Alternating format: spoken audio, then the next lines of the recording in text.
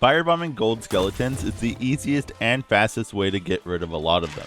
You can also use firebombs to increase the rate of killing skeleton captains. The extra DPS will help you kill them extremely fast. Although you can use them to give you a major advantage, bringing kegs on your ship is always dangerous, regardless of where you store them.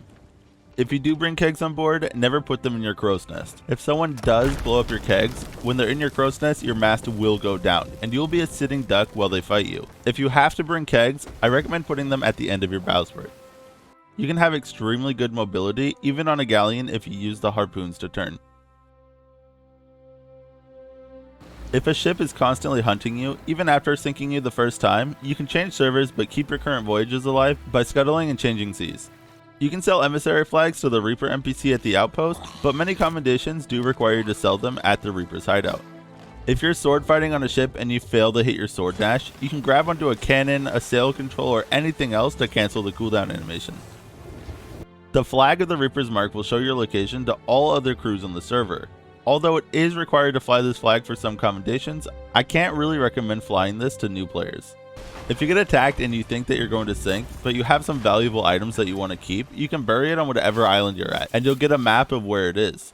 But make sure to bury it after your ship has already sunk, so that the map will spawn on the new ship, and the enemies won't be able to get your maps and steal your treasure. Turning off all the lanterns on your ship can make you more difficult to spot on the horizon, especially at night.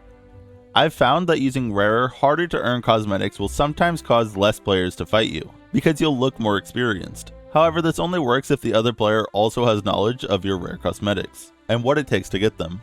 You can see how many other emissary ships there are of each kind on your server, by counting the wooden boats on the emissary tables where you vote for your own flag. It never hurts to look around your ship and make sure there's no tuckers sneaking around. If you ever want to collect a Reaper chest but don't want a marker on you right now, you can always pick it up and bury it at the nearest island for later. This will take the marker off the map and also allow more of them to spawn. You can find random discounted cosmetics at any seapost. If you want to tuck on ships and be sneaky, make sure you're not wearing glowy cosmetics. This will make you infinitely easier to spot. Another tip for being sneaky is to go barefoot. The barefoot walking sound is much quieter than with boots, a peg leg, or the skeleton curse.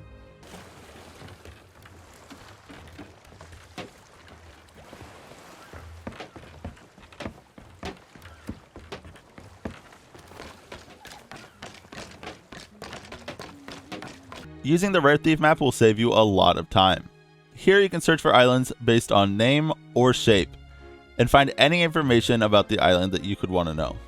Holding a sword out when you're in a storm makes lightning more likely to strike you.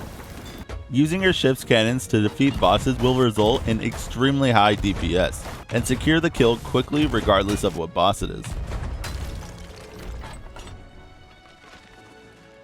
Turning on crew status tags will help you work with your crewmates by letting you know what they are already doing without having to go look directly at them. For example, it'll let you know when they're repairing, carrying stuff, or even putting out a fire. You can bail water through any grates on any ship.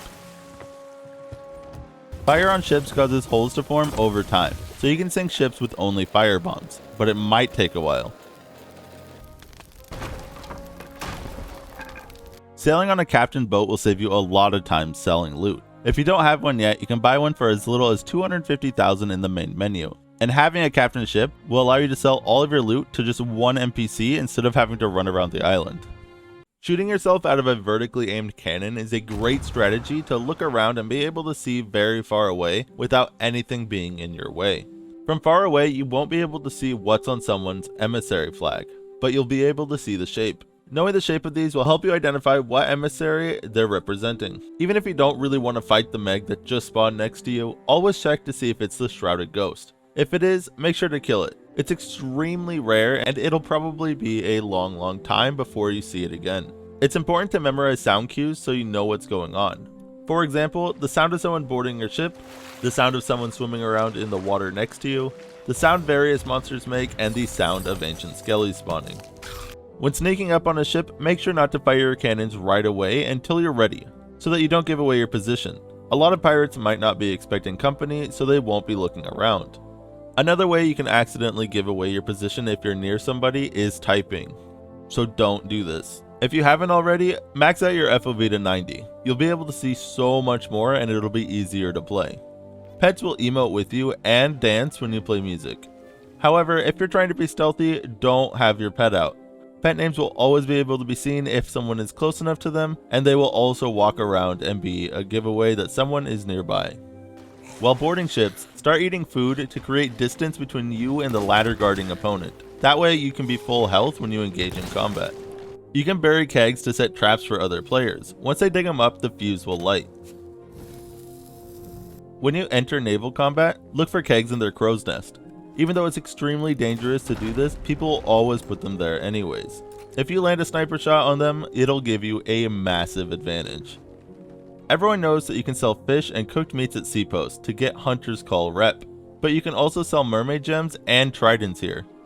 Since we're talking about Hunter's Call, you can also easily work on fishing commendation and Hunter's Call rep by fishing in the extended part of the Athena's Fortune area. This does require you being Pirate Legend and being level 100 in Guardians of Fortune, or you can just have someone else open it for you. The reason why this works is there is an NPC here that you can sell fish to. You can throw up on fires to put them out. You can also vomit on campfires to put those out. You can also store vomit in a bucket and use it later to blind pirates in combat. The fastest way to sell loot at Reaper's Hideout requires you to have a harpoon rowboat. After having all of your loot on the rowboat, use the harpoon to drag yourself up onto the island and into the tent.